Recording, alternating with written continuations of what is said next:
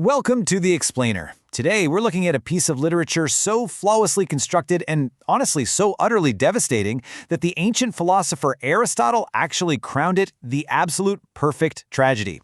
We are talking, of course, about Sophocles' masterpiece, Oedipus Rex. Now, whether you're encountering this ancient Greek play for the very first time, or maybe you're a student looking to elevate your text analysis for a high-stakes exam like the VCE, you are absolutely in the right place. We're going to break down the exact mechanics of how Sophocles builds this inescapable trap for his main character and figure out exactly why the story still hits us like a freight train over 2,000 years later. Okay, let's dive into this. To really understand Oedipus, we have to start with his defining triumph. Long before he became the poster child for history's most complicated and, frankly, tragic family tree, he was a hero. The city of Thebes was being terrorized by a monster called the Sphinx. She'd literally kill anyone who couldn't solve her riddle. Then Oedipus, this wandering stranger, steps up, uses his brilliant intellect, solves the riddle, and saves the entire city. And, as a reward, he's made king. Now, this past victory establishes the baseline for his current hubris, his dangerous overconfidence. You see, Oedipus is a man who firmly believes that his mind can solve any problem, cure any plague, and outsmart any opponent. It's a beautiful, noble trait, but in the harsh universe of Greek tragedy, it's exactly the thing that's going to destroy him. So here is our syllabus for today's Explainer. We'll be covering the ultimate detective story, sight versus blindness, intellect against divine fate, and then we'll dive into some really high-value VCE text analysis tips focusing on identifying dramatic irony and the architecture of dread. Let's jump right into Section 1, the ultimate detective story, where the investigator is actually the criminal. Let's move to and see how this builds, because Sophocles didn't just write a classic whodunit mystery here. He wrote a full-blown psychological thriller. Thebes is suffering from this terrible plague, and to cure it, Oedipus has to find and exile the murderer of the previous king, Laius. But the tension doesn't come from guessing the killer's identity, right? The audience already knows the horrifying twist. The tension comes from watching a brilliant, determined man relentlessly hunt himself. Notice how this tightening trap builds across the narrative. Every single clue Oedipus uncovers paradoxically brings him closer to his own doom. It starts with the Oracle of Delphi commanding them to root out the corruption. Then, Oedipus forces the blind prophet Tiresias to speak, and Tiresias just flat out tells him, "You are the murderer whom you seek." But Oedipus's intellect? It rationalizes this away as a political conspiracy. Later, a messenger arrives from Corinth with what seems like good news, that Oedipus's supposed father has died of natural causes, but in doing so he accidentally reveals Oedipus was actually adopted. Finally, Oedipus tracks down the last surviving witness, the shepherd, and this shepherd confesses that the baby he was given to abandon on a mountain was actually Laius' son, the very baby he handed over to that messenger. It is just a flawless, suffocating chain of evidence. Moving on to Section 2, sight versus blindness, and what it really means to see the truth. Throughout the whole text, Sophocles is constantly playing with the difference between physical vision and inner knowledge. He's asking us this profound question: what does it actually mean to see the truth? And we see this dynamic most clearly when we contrast two key characters. On one side, we have Oedipus. He has perfect physical sight. He's got the eyes of a great detective and a great king. Yet he is entirely completely blind to the horrifying truth about his own identity, his marriage, and his past. On the flip side, we have the prophet Tiresias. Now, Tiresias is physically blind. He literally needs a young boy to guide his steps, but he possesses total inner vision. He clearly sees the tragic reality of Oedipus's life. Sophocles is using this contrast to really hammer home the central claim that seeing and knowing are absolutely not the same thing.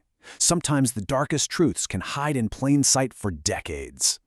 And this brilliantly illustrates the dynamic we're talking about. When Tiresias refuses to share what he sees, Oedipus just flies into a total rage, mocking the prophet with this exact line. Notice the sheer irony here.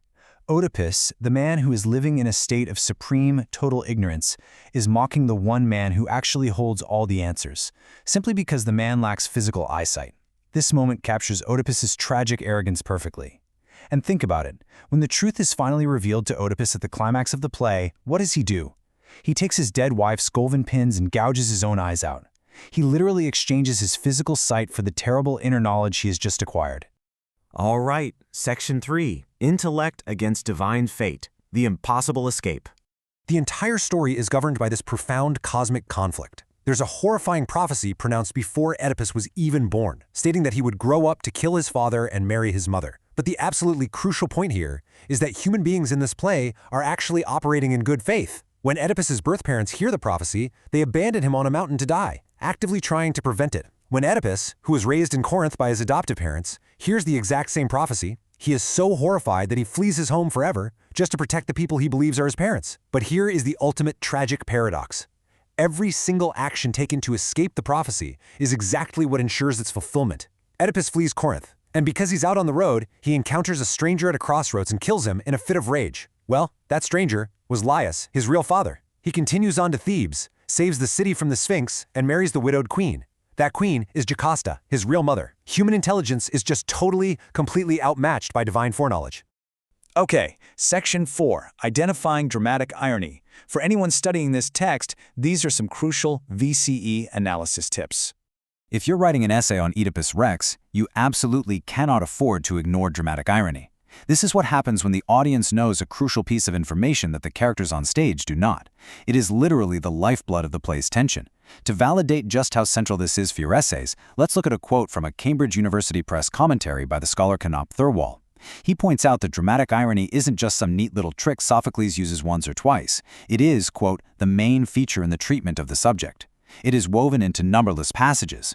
So, if you want a top-tier academic essay, you must isolate how Sophocles uses the audience's prior knowledge of the Oedipus myth to turn everyday, normal dialogue into a source of just agonizing tension. For example, look at this line from the Dudley Fitz and Robert Fitzgerald translation. Oedipus is vowing to avenge the murdered King Laius. He stands up and tells the people of Thebes, "I take the son's part just as though I were his son, to press the fight for him." Can you even imagine being in the ancient Greek audience hearing that? You know he is the son. You know he's the murderer. Every single time Oedipus speaks of the killer with disgust, he's actually cursing himself. Every time he vows to root out the pollution, he's sealing his own doom.